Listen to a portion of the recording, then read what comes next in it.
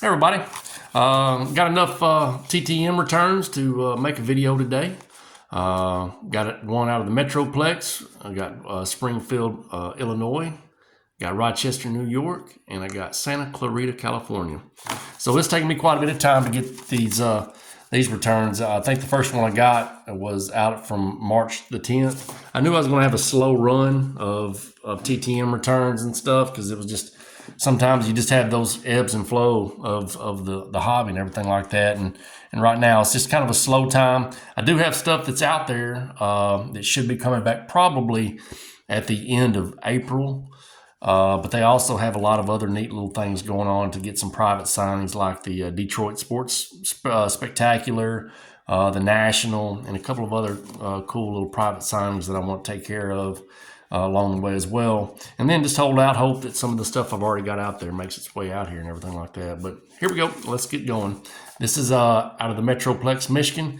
This is from a guy I've actually sent to before, Mr. Frank Tanana.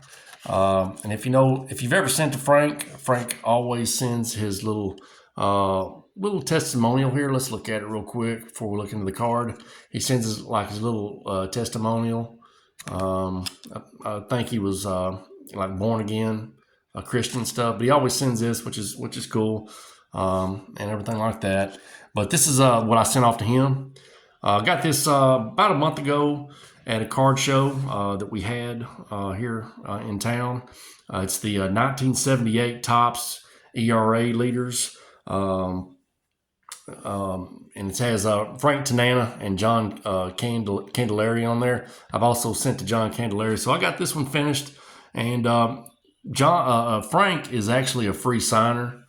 But this time around, I threw him $5 because I was like, man, he's always signing stuff, and nobody ever gives him just a little bit of money. So I thought I'd give him some money and whatnot. Now John Candelaria, he does require a fee right off the bat. I think it's like $15. I think $10 to $15. But anyhow, I'll be sending that back off probably here shortly as well and stuff. Like I said, he led the league in 1977 with a 2.54 ERA. A little bit more about Frank's career. He spent 21 seasons in the bigs from 1973 to 1993. He played for the California Angels, and he was a deadly tandem with while he was there with Nolan Ryan. But he also played with Boston, Texas, Detroit.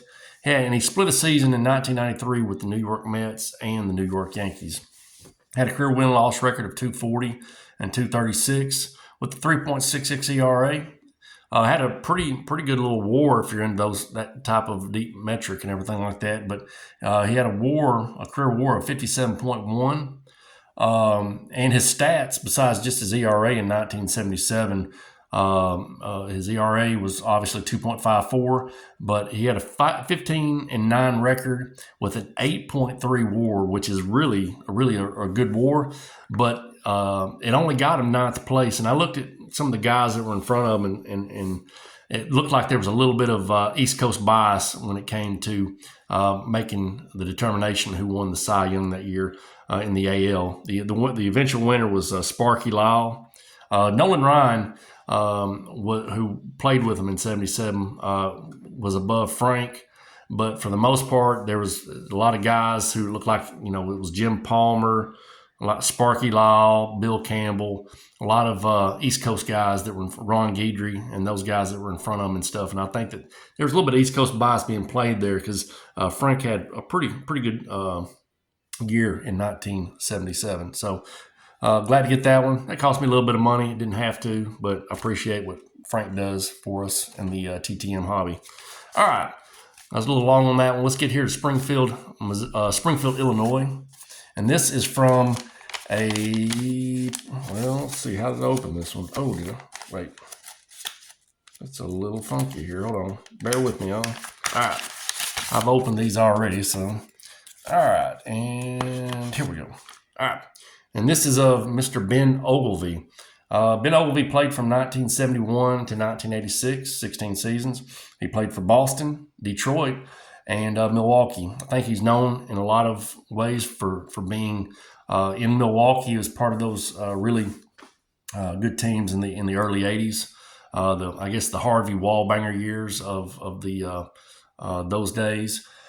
Had 1,615 hits, had 235 career home runs with a lifetime batting average of 273. He was a three-time All-Star, and he was a Silver Slugger in 1980. In 1980, he also led the league in homers with 41. Ben is originally from Cologne, Panama, and he is one of 81 players from Panama to play Major League Baseball.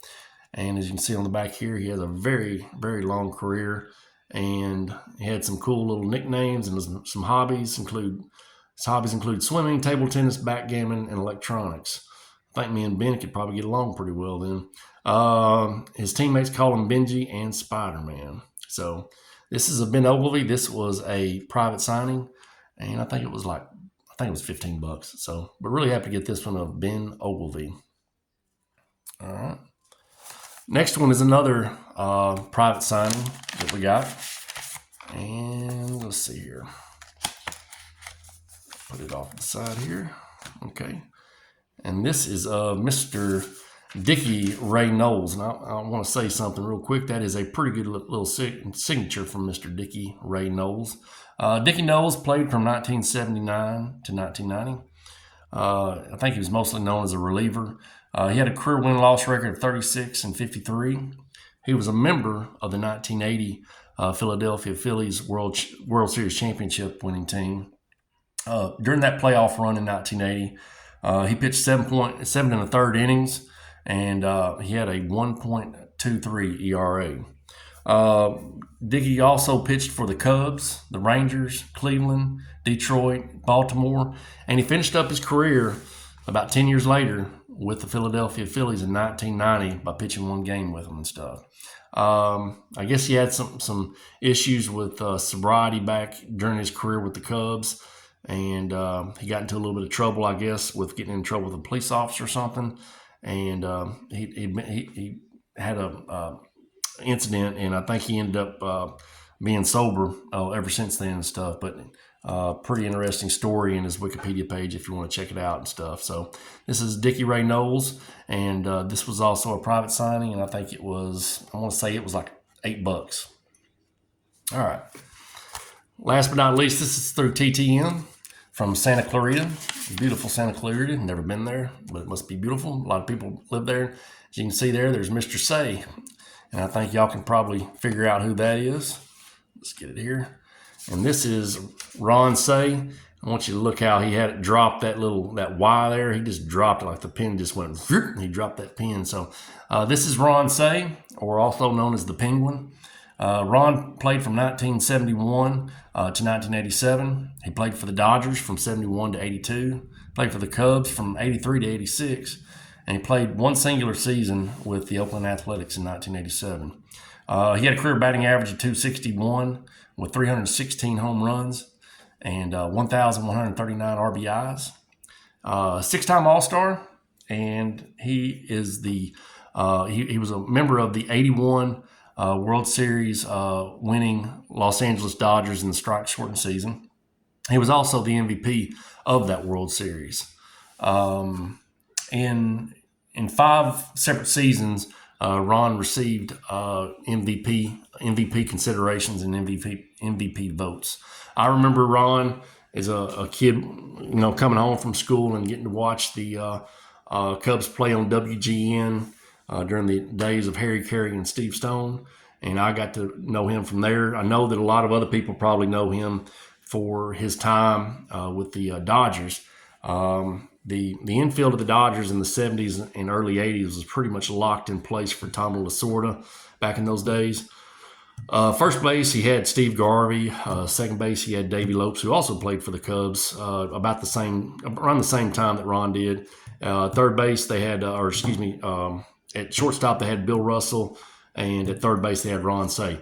That infield was in place for the Dodgers for 8.5 seasons, which is amazing for that kind of reliability and durability for that team. And that's why they had a lot of success in that time. They only had one World Series championship to show for it, but they made it to the World Series a couple times.